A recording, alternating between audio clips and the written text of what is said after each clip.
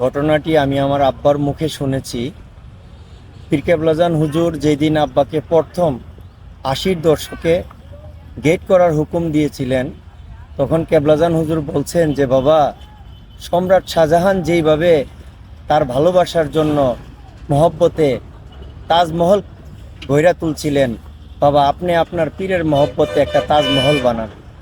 তখন সর্বপ্রথম এই মেইন রোডের উপরে, ঢাকা টু সিলেট হাইওয়ে রোডের উপরে তাজমহল তৈরি করা হয়।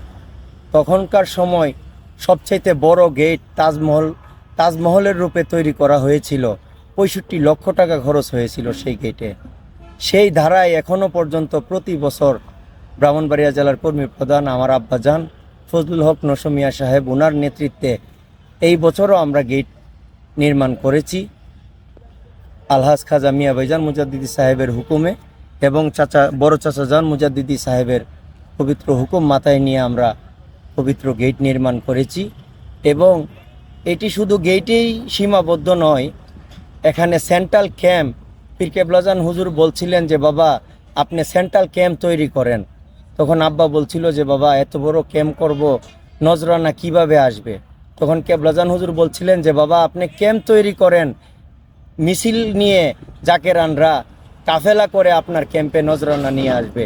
তখনকার জামানায় সিলেটের খান সাহেব কাকা কাফেলা করে গরু নিয়ে আমাদের ক্যাম্পে আসছিলেন, এবং চট্টগ্রামের সিএনসি কাকা সহ আরও যারা প্রবীণ জাকের সকলেই কাফেলা করে নজরানা নিয়ে আসছিল।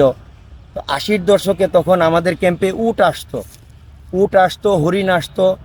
সেই জামানায় তখন থেকে এই ক্যাম্পে নাম দেওয়া হয়েছে সেন্ট্রাল ক্যাম্প। এটা কেবলাজান হুজুরের পবিত্র জবানে ঘোষিত এই ক্যাম্পকে সেন্ট্রাল ক্যাম্প বলা হয়েছে। সমগ্র বাংলাদেশে ক্যাম্প করা হয়, কিন্তু সেন্ট্রাল ক্যাম্প কোথাও করা হয় না। এটাই একমাত্র ব্রাহ্মণবাড়িয়া জেলায় আশুগঞ্জে কেবলাজান হুজুরের পবিত্র জবানে ঘোষিত সেন্ট্রাল ক্যাম্প করা হয়। এই গেটের সাথেই ক্যাম্প করা হয়। এইটাকেই বলা হয় ব্রাহ্মণবাড়িয়া জেলার মহাপবিত্র উরুস শরীফের প্রচারণা গেট এবং সেন্ট্রাল ক্যাম্প। এবং এই গেটে যারা খেদমত করে, জাকের ভাই বোনেরা দিন রাত্রি পরিশ্রম করে ঘাম ঝরিয়ে তারা এই গেটে খেদমত করে, এই খেদমত কোনো টাকার আশায় নয়, কোনো দুনিয়াবি ধন সম্পদের আশায় নয়।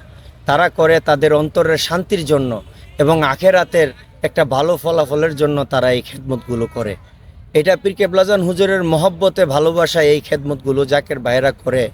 এবং এই গেটে আমার নিজের স্বচক্ষে দেখা, ছোটোবেলা থেকে আমি গেটে থাকি, খেদমত করি।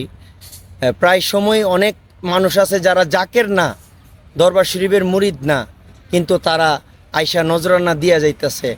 দেওয়ার সময় বলে যে আমি একটা নিয়ত করছিলাম, আল্লাহর দরবারে একটা চাইছিলাম, হুজুরের উসিলায় আল্লাহ তাআলা সেটা আমাকে দিছে, আমি পাইছি, এই জন্য এই খাসিটা আমি নজরানা দিয়ে গেলাম, এই গরুটা আমি নজরানা দিয়ে গেলাম। এইভাবেই পীর কেবলাজান হুজুরের শান শৌকত খেদমত এই সেন্ট্রাল ক্যাম্পে আসে। এবং ইনশাআল্লাহ যত জীবন আমরা এই দায়িত্বে থাকব, খেদমত আসবে, কিয়ামত পর্যন্ত রাসূলুল্লাহর সত্য তরিকার পতাকা আকাশে বাতাসে উড়বে ইনশাআল্লাহ। একবার কইছে বাবা তুমি তাজমহল তৈরি করো, তাজমহল তৈরি করছি। একবার কইছে এই ভিশন করো, এই ভিশন করছি। যে বছর নেবারা যে ভিশন করছি এই ভিশন করছি। এক বছর কইছে ময়ূর তৈরি করো, ময়ূর তৈরি করছি না, ওই যে ময়ূর তৈরি করছি, ওই যে গাড়িটা চাই সিস্তিয়া কাদরিয়া মুজাদ্দিয়া নস্কাবান্দিয়া চার তরিকা চারি মেম্বার কাছে তো চাই। আমার জাকির বাইরে লইয়া যান, আমি চলতে পারি এবং করতে পারি, সে দয়া ভিক্ষা দান করে আল্লাহর তরফতে যে দান করে, এই দয়া ভিক্ষা আমি আল্লাহর কাছে। মহাওলি বিশ্বলি খাজা বাবা ফরিদপুরি কুদ্দুস নিসরুল আজিজ সাহেব আজ থেকে প্রায় ৫৫ বছর আগে একটা ভবিষ্যৎবাণী করেছিলেন যে ঢাকা সিলেট রোডে গেট করার জন্য হুকুম দিয়েছিলেন। তখন উনি একটা ভবিষ্যৎবাণী করেছিলেন যে বাবা এখানে একটা সেন্ট্রাল ক্যাম্প গেট করো। তো এটা একটা সময় ভারত আসামের সাথে সংযুক্ত রাস্তা হবে। তখন এটা সিঙ্গেল রোড ছিল। আজকে বর্তমান বিশ্বলি কেবলাজান হুজুর সাহেবের যে ভবিষ্যৎবাণী সত্যবাণী সত্যতে রূপান্তরিত হলো। আজকে আমরা দেখতেছি সেই বাণী প্রকাশিত হচ্ছে, এবং আজকে বর্তমানে 6 লাইনের রূপান্তরিত কাজ চলমান হচ্ছে।